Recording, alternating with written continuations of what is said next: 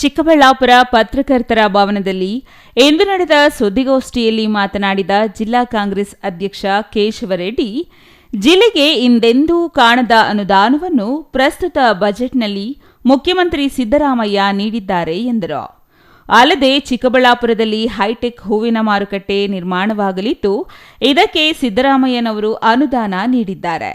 ಗೌರಿಬಿದನೂರಿನಲ್ಲಿ H N ಪ್ರಾಧಿಕಾರ ರಚನೆ ಮಾಡಲಾಗಿದ್ದು, ಇದಕ್ಕೆ ಯಾವ ಅಭಿವೃದ್ಧಿ ಬೇಕು ಎಂದು ಸಂಭ್ರಮ ವ್ಯಕ್ತಪಡಿಸಿದರು.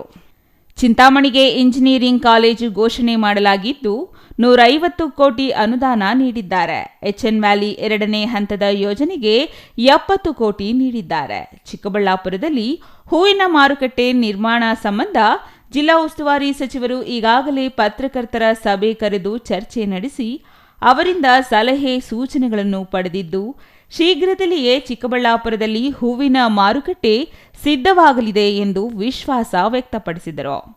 ಇನ್ನು ಗ್ಯಾರಂಟಿಗಳ ಸಮಿತಿ ಜಿಲ್ಲಾಧ್ಯಕ್ಷ ಏಲುವಹಳ್ಳಿ ರಮೇಶ್ ಮಾತನಾಡಿ, ರಾಜ್ಯ ಕಾಂಗ್ರೆಸ್ ಸರ್ಕಾರ ಪಂಚ ಗ್ಯಾರಂಟಿಗಳ ಜೊತೆಗೆ ರಾಜ್ಯದ ಅಭಿವೃದ್ಧಿಯನ್ನು ಮಾಡುತ್ತಿದ್ದು, ಇತ್ತೀಚೆಗೆ ಪ್ರಕಟಿಸಿದ ರಾಜ್ಯ ಬಜೆಟ್ನಲ್ಲಿ ಮುಖ್ಯಮಂತ್ರಿ ಸಿದ್ದರಾಮಯ್ಯ ಅವರು 16 ಬಾರಿ ಬಜೆಟ್ ಮಂಡಿಸಿದ ಕೀರ್ತಿಗೆ ಪಾತ್ರರಾಗಿದ್ದಾರೆ.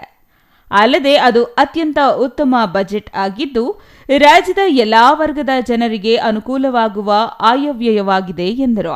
ನಿಗದಿತ ವೇಳೆಗೆ ಖಂಡಿತವಾಗೂ ನಾವು ಪೂರೈಸ್ತೇವೆ ಅನ್ನೋ ಮಾತನ್ನ ಬಜೆಟ್ ಮೀಟಿಂಗ್ ಅಲ್ಲಿ ಮುಖ್ಯಮಂತ್ರಿಗಳು ಘೋಷಣೆ ಮಾಡಿದ್ದಾರೆ. ನಾವೆಲ್ಲ ಕೇಳಿಸ್ಕೊಂಡಾಗೆ ಅಂದರೆ ನಿಗದಿತ ವೇಳೆ ಅಂದರೆ ಅದೇನು ಟೈಮ್ ಕೊಟ್ಟು ಟಾರ್ಗೆಟ್ ಕೊಟ್ಟವ್ರೆ, ಅದನ್ನು ಅವ್ರು ಘೋಷಣೆ ಮಾಡಿದ್ದಾರೆ. ಅದು ಗ್ಯಾರಂಟಿ ಜಾರಿ ಆಗ್ತದೆ ಅಂತ ನಮಗೆ ನಂಬಿಕೆ ಇದೆ.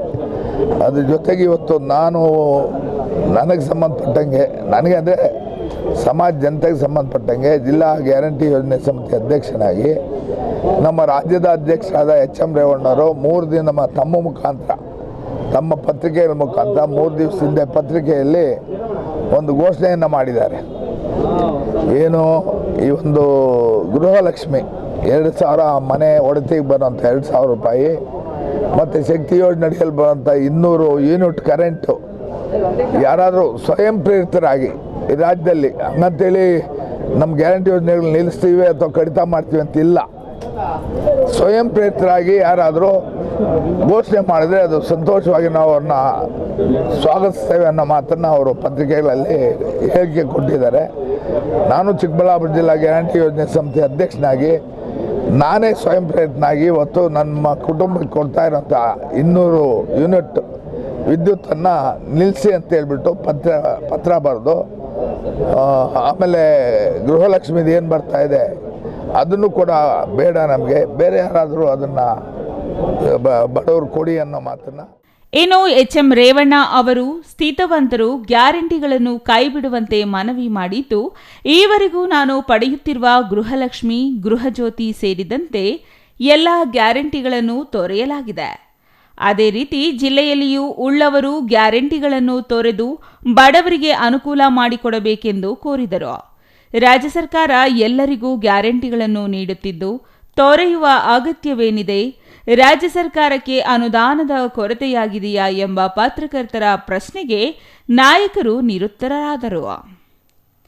ಏನೋ ಎತ್ತಿನಹೊಳೆ ಯೋಜನೆಯ ವೇಗ ಹೆಚ್ಚಿಸುವ ಕುರಿತು ಮಾತನಾಡಿದ ಕಾಂಗ್ರೆಸ್ ನಾಯಕರು, ಎತ್ತಿನಹೊಳೆ ನೀರು ಯಾವಾಗ ಚಿಕ್ಕಬಳ್ಳಾಪುರ ಜಿಲ್ಲೆಗೆ ಬರಲಿದೆ ಎಂದು ಹೇಳುವಲ್ಲಿ ವಿಫಲರಾದರು. ಅಲ್ಲದೆ ಎಚ್ಎನ್ ವ್ಯಾಲಿ ತ್ಯಾಜ್ಯ ನೀರು ಹೊರತುಪಡಿಸಿ ಜಿಲ್ಲೆಗೆ ಯಾವುದೇ ನೀರಾವರಿ ಯೋಜನೆಗಳು ಘೋಷಣೆ ಮಾಡದ ಬಗ್ಗೆ ಕೇಳಿದ ಪ್ರಶ್ನೆಗೆ ಉತ್ತರಿಸಿ, ಎಚ್ಎನ್ ವ್ಯಾಲಿ ನೀರಿನಿಂದ ಅಂತರ್ಜಲಕ್ಕೆ ಯಾವುದೇ ರೀತಿಯ ತೊಂದರೆಯಿಲ್ಲ ಎಂದು ಸ್ಪಷ್ಟಪಡಿಸಿದರು. ಪ್ರಸ್ತುತ ಅಂತರ್ಜಲ ಅಭಿವೃದ್ಧಿಗೆ ಮಾತ್ರ ಎಚ್ಎನ್ ವ್ಯಾಲಿ ನೀರು ಬಳಸಲಾಗುತ್ತಿದ್ದು, ಅದರಿಂದ ಯಾವುದೇ ಅಪಾಯವಾಗುತ್ತಿಲ್ಲ.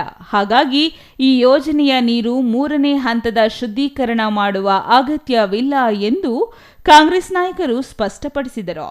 ಏನೋ ಎತ್ತಿನ ಹೊಳೆ ಯೋಜನೆ ಶೀಘ್ರದಲ್ಲಿಯೇ ಮುಗಿಯಲಿದ್ದು, ನೀರು ಜಿಲ್ಲೆಗೆ ಬರಲಿದೆ.